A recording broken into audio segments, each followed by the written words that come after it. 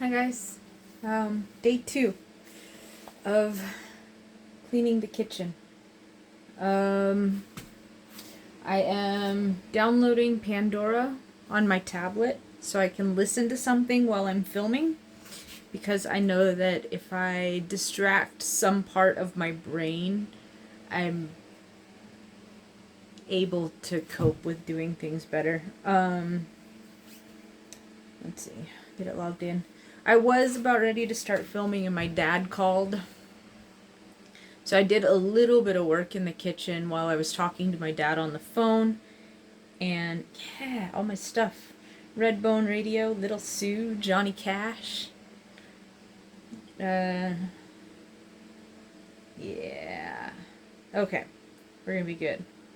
Um Talking to my dad on the phone, yeah, so he had a good day. He talked I guess an update on my dad. So I kinda stopped filming when my dad temporarily came to live with me in 2019. He had an abscess on his abdomen, and it finally popped, and so he finally decided to go to the doctor, and they shoved him into an ambulance. He At that time he lived in a little town on the Oregon coast called Tillamook. You guys may or may not have seen the cheese and the ice cream and the yogurt and dairy products. And they stuck him in an ambulance and drove him for the almost an hour through this windy mountain pass road, to get to, I think it was like Hillsboro, or no, I think they took him into Portland, the actual big Portland VA hospital, which is right next to Oregon State, no, Oregon, OHSU, Oregon Health Sciences University, which is like a very large, especially for our area, it's huge. The top medical school in the Pacific Northwest. Portland Health Sciences University. They do all sorts of stuff, like everything from like the human body, well, obviously all things human body, but like surgery, cancer. I had all my orthodontics when I was a teenager done at OHSU.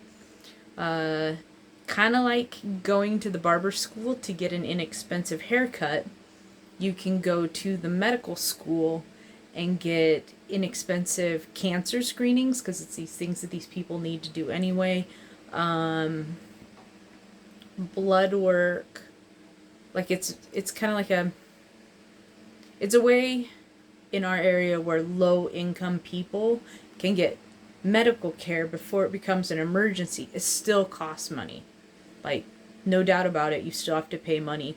But when going and getting a couple of fillings cost you, $100, $200 versus thousands of dollars, and those people need to get educated anyway, kind of makes sense. Because if you're just going in for a hair trim, you're not necessarily going for a cut and color before your wedding. You can afford to go and, get a less expensive haircut. Say you're saving up for something else and you don't want to spend $200 to get a haircut, whatever. Anyway, OHSU, dad. Oh yeah, so he had that abscess. They emergency shipped him like over an hour, and he ended up having an ostomy, and he lived with me for almost 6 months. Getting him ready to go back home, we started cleaning out his trailer house, and it is really bad. It's really bad. Like, there's barely a path to walk through it, and that's after I've moved stuff out of the way to make it so that I could walk through his house without rolling my ankle on beer bottles, like glass beer bottles. Yeah, it's crazy. So anyway, so that was in 2019. That's about the time that I stopped filming because he was living with me, and I live in a studio apartment. It also disrupted my daily routine. So my get up, do some cleaning, feed myself, do a little bit of mental health stuff, like might be knitting, might be going for a walk to forage for stuff or whatever. Having Dad in the place kind of got in the way of that, and especially got in the way of me filming, because he would just be like, old men over in the corner mumbling about things and asking, what, like, what was I talking, what did I say to him? And I wasn't talking to him at all. I was talking to the camera. So it just kind of fell out of the habit of that. So now, in November, right before Thanksgiving, my dad called me and said, hey, I think my little, for a couple of months, he called me and said, something's kind of wrong with my little toe. Like, he thought that he'd gotten a, string inside of his sock tied around his toe, but he didn't notice it until, he randomly took his sock off, and he said that it was a weird color, and then it turned another weird color. I guess it, purple and blue and stuff. So he lived with that, a toe that was kind of wonky for, I don't know, maybe even close to a year, like old men might do. And then right before Thanksgiving, he called me up and said, hey, my it's not just my toe, it's part of the rest of my foot is getting involved in this weirdness too. And I said, okay, well, when you are ready to go to the doctor, give me a call and I will be there to give you rides wherever you need rides, but just let me know when you are ready, because he's a grown-ass man. If you push him to do things, you get a lot of resistance. And I knew that a boundary that I needed to make was that I couldn't force my dad to do things that he didn't want to do. That was a boundary for me to take care of myself. And so Dad finally called me and said, yeah, it's really messed up. It took me it kind of hurts. I'm struggling to drive my car because he drives a stick, and this was his left foot, so it's the one that he needs for the clutch. Struggling to drive my car, and he said it took me over an hour to get out of my house, one little scoot on his butt at a time. So his foot wasn't talking to his brain anymore, so he basically had a big numb stump on the bottom of his leg. He didn't explain that to me. It wasn't until afterwards when I kind of asked him, so oh, why did you struggle to do this? Why did you struggle to do that? And he kind of took some time to think about it and analyze it and tell me what was really going on. So we've been dealing with that. So right before Thanksgiving, I went down, picked him up. He's dealing with a lot of shame, kind of like I do with my place, how messy my place is, how out of control everything is. And with a lot of shame comes struggle to ask for help when you know you need help, and you don't want to burden people, and you don't want to, there's burden people with the health aspect of coming and helping clean up filth. There's healthy lungs, there's is there something here that if they get a cut, I'm immune to it, but it's something that will really be bothersome to them because they're not used to those germs or whatever. I don't know. But I know that that's how I feel about my place, so I figure that Dad probably feels similar about his place. So I think that's part of what the Facebook community helped me, because I get help, motivation to do stuff just because I know that I'm going to be sharing it. And it's not necessarily having somebody come in and touch all my stuff, which kind of gives it. It's a weird anxiety, like it's shame anxiety, not. I don't know. It's hard to describe. But anyway, so I went down and picked Dad up, and we took him to the emergency room, and they that night cut off his foot because he had. It turned out that he had blood poisoning. And so one of the things that was affecting his ability to make the decision to get out of his house to go to the doctor was that his body was rotting and the toxins were, going through his brain. They were going through his kidney and liver system. And so his body was pretty much taxed and not able to make rational decisions. And then you add in the fact that he's got shame and guilt, and I believe he's where I got my ADHD from, that inaction until emergency paralysis type thing that I've got to deal with. Pretty sure that I got that from him. So like I can relate to him on a lot of ways because my brain, I can see how he would get there, because I've not to the level that he's at, but I've gotten pretty messed up mentally, of roadblocks that didn't need to be there. So anyway, so he got his foot cut off around Thanksgiving. I know this is like all rambly. And then around Christmas, so he spent like a month in the hospital. Not because he needed a month in the hospital, because it took us a month to find a place to put him. Because putting him back in the trailer with all the beer bottles was not safe.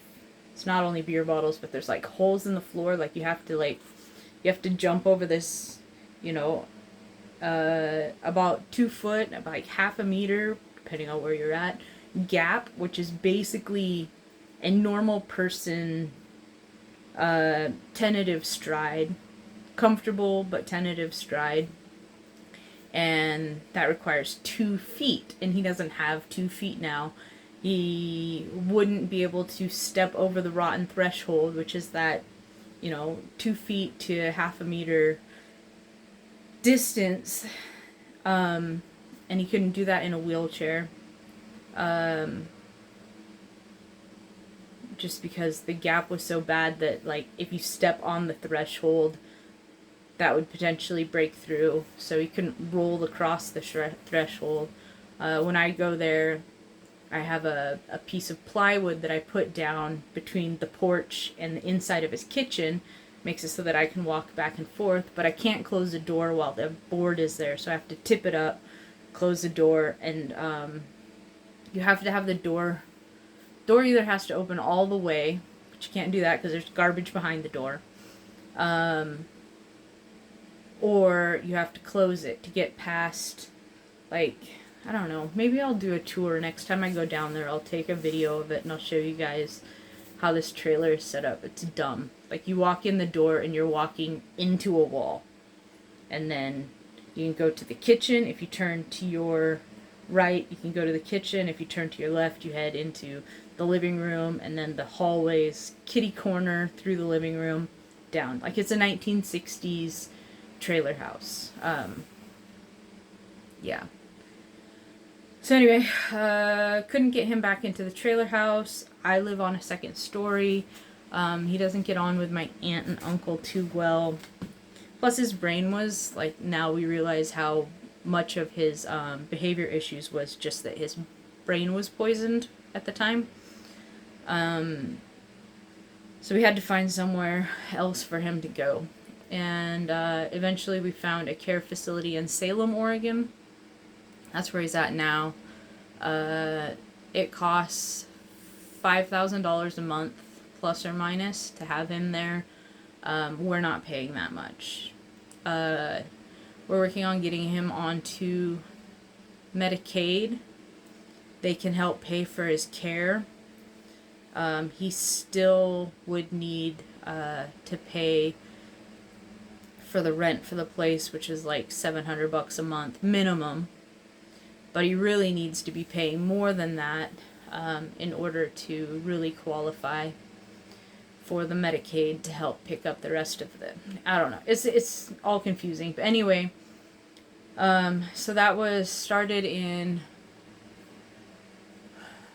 probably mid-January, late February is when we really got that Medicaid ball rolling. It took Dad a couple months to pay down the little bit of savings that he had built up from his Social Security deposit. He's on full disability.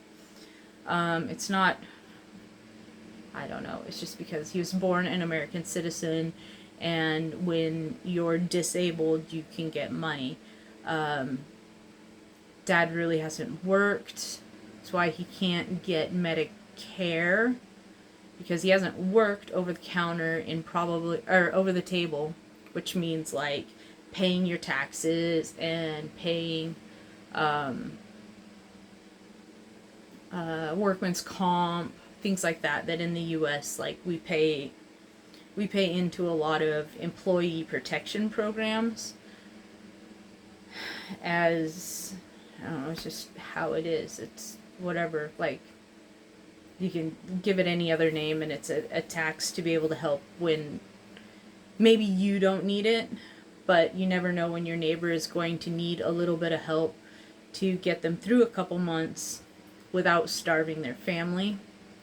And in return, when your neighbor is able to work again, they will work and continue to pay into that program, so that, heaven forbid, you get into a position where you need a little bit of help to make sure that you don't become homeless or that your family has food on the table. There's this ever-revolving program. Anyway, Dad didn't work jobs like that where they paid payroll. He basically, since I was about like 5 or 6, he's worked for piecemeal. So he's survived on not having to pay rent wherever he's lived. He's hasn't had to pay rent for a long time. And then he just works for what it takes to put fuel in his car or to feed his dog. And then after my great uncle and grandmother died, who are the people who lived at the property that my dad now lives at, well, doesn't live at anymore, but like, he was a carer for them because he didn't have a job. He was mostly just making sure that if they fell, somebody would check up on them multiple times a day to make sure that they were still okay. Got to a point where my great uncle nor my grandmother were able to drive comfortably, so my dad would do, all right, it's grocery shopping day, and load them both up into the car. They could roam around and pick up their groceries that they wanted, and then he would drive them home. I mean, it works out. I mean, like, it may seem weird to people, but it worked for our family. It meant that people who were independent for a long time got to stay sort of independent.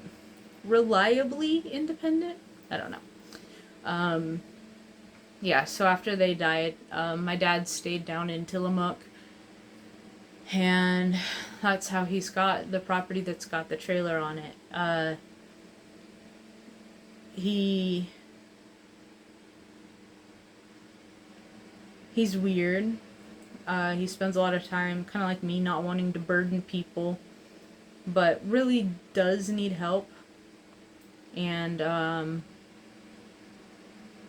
so I don't know, watching where he's gotten in this last couple months since, since around Christmas time, I've kind of come to realize that he's alienated everybody in our family. My full-blood brother, who's 2 years younger than me, thinks Dad is absolutely nuts, total weirdo. Dad went on some conspiracy theory rant or something at one point when my brother had his kids down in Tillamook. I don't think they were very old. Maybe 5, 6 or something like that. But my brother decided that was, he didn't want his kids to see that. He didn't want to have to deal with it. And my brother's wife has she had a pretty messed up childhood and early adulthood, and so certain things really trigger her, and my brother didn't want to necessarily have to expose her to things that made her anxiety high. So my brother just decided to not make visiting my father a priority. Dad also said some stuff to him, which, I mean, Dad said stuff to me before too about how I'm not his kid and how, I don't know, a bunch of other stuff. Which is insecurities that Dad has, which is fine. I know without a doubt that I look exactly like I belong in his side of the family. Not exactly sure how the guy that my dad thought my mom was seeing at the time, like what his family looks like, because he was adopted. At one point, the guy that my dad thought my mom was seeing became my stepdad, which is, kind of puts a little, like any good conspiracy, there's a little nugget of truth in there somewhere.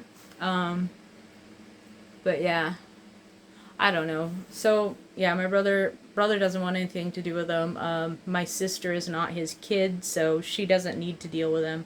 And then it's me left.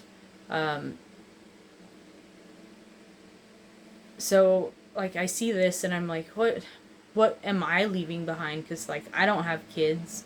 I live really far away from my nieces and nephews, so it's not like I can invest in them for them to at least care enough to call me from time to time when I get old. Like that's one of those weird things. So I guess I just need to work on what my family's going to look like, which I don't know what that's going to be. A group of friends that all check in on each other, that would be cool, but I've always struggled to make friends that were close, because I feel like I'm a burden. I feel like right now going out and making friends seems really hard because like I can't have them over to my house because my house is destroyed. If I can't have them over to my house, what do? Like you go out and do things like have a cup of coffee and visit, and that's right now money that I'm not looking to spend on things because I'm not employed. My goal is to not be spending money everywhere. Try and use up what I've got. I do have like lots of bags of beans. I've got stuff in the garden that I can harvest. Cherries are coming on. There will be apples in the fall. Like my goal is to get back to eating seasonally based on what's on the property.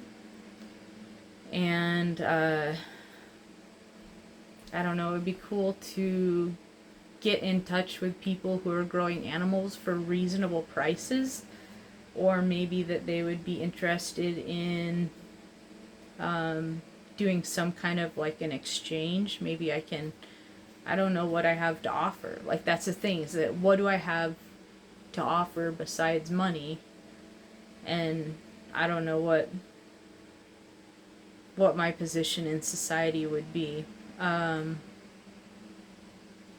I do like being able to build gardens, but I don't know if anybody would be interested in having that in exchange for like a couple of pork bellies, or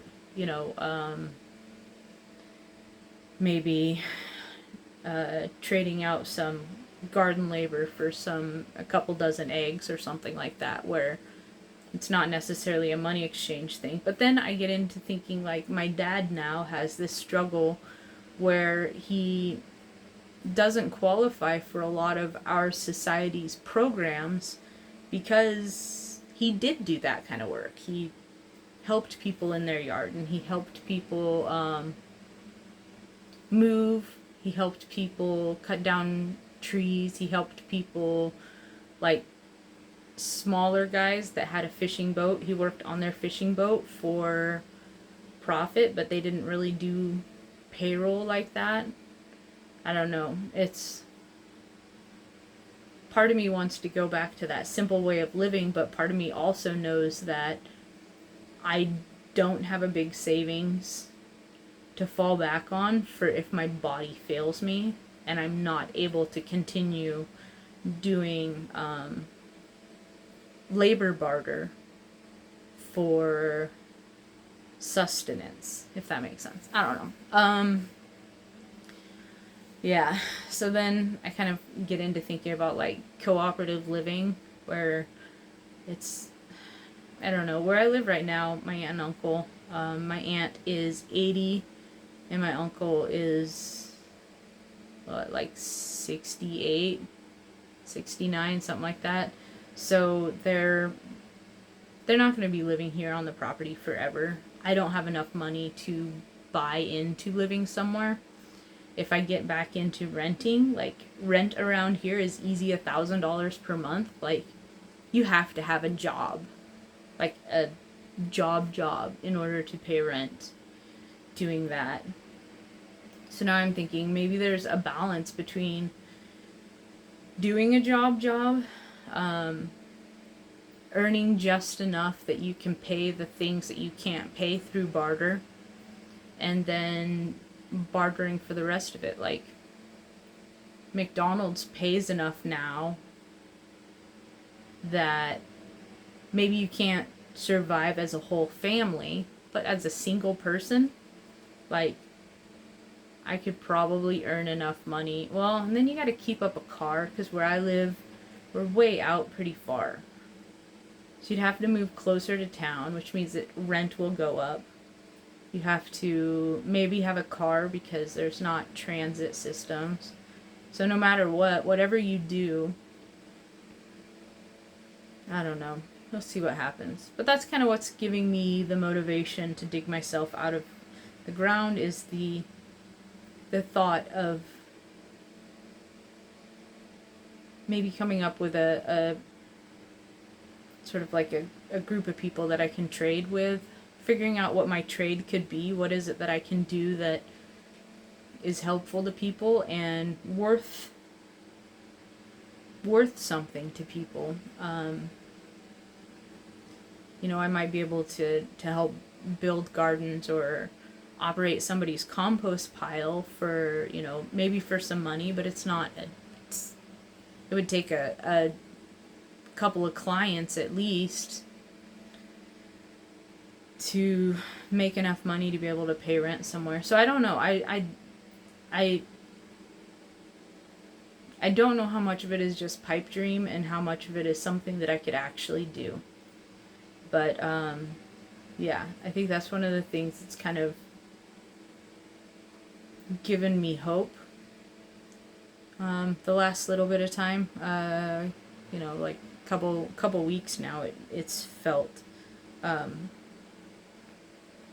But I do know that I need to figure out what I have to offer for that to be feasible. Anyway, so yeah, I guess ramble. I was getting ready to film cleaning my kitchen, and then Dad called and was talking to me about what was going on with getting his Medicaid stuff sorted out, getting him a better wheelchair that actually fits him, getting him some mental health counseling so that he can come to terms with the fact that not that he's missing a leg, but the fact that he's not ever going to be that independent ever again. Yeah, so he was having a good day and he was chatting to me, and we probably talked for like 20-30 minutes, and he kept, I don't know, when he's in these moods, he's not a burden. But this is like, when he's in these moods is when he sees that he talked to somebody for a long time and he feels kind of guilty about it. Like he'll let them go, but like I can feel that he's in a good mood and I want him to ride that mood.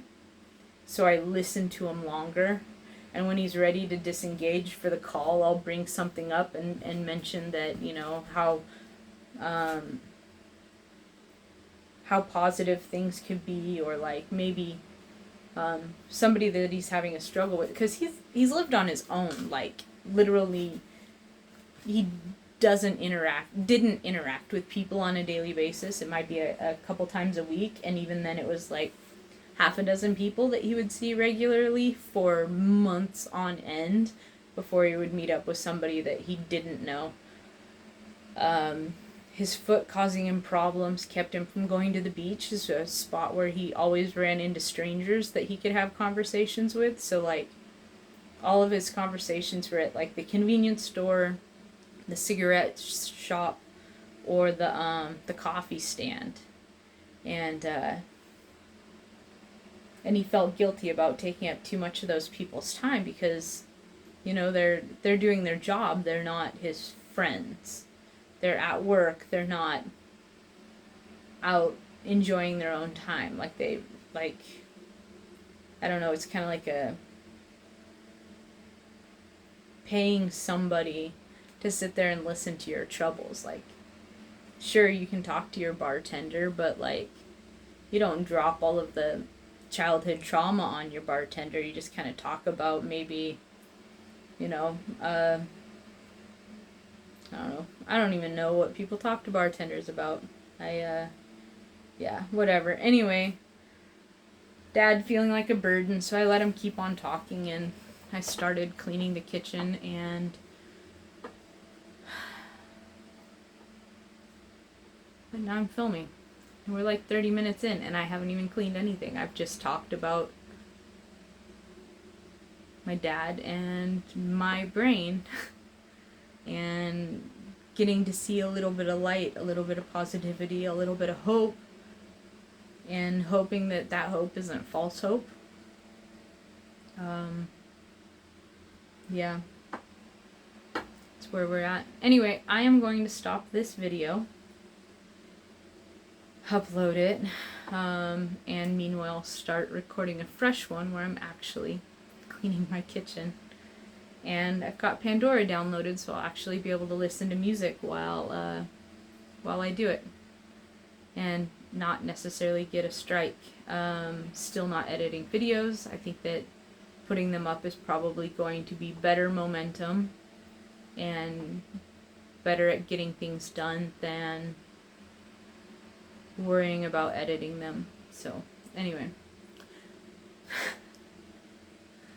thanks for listening, and yeah, alright, see you guys in the next video in, I don't know, however long it takes to upload this stuff. I don't even know what time it is.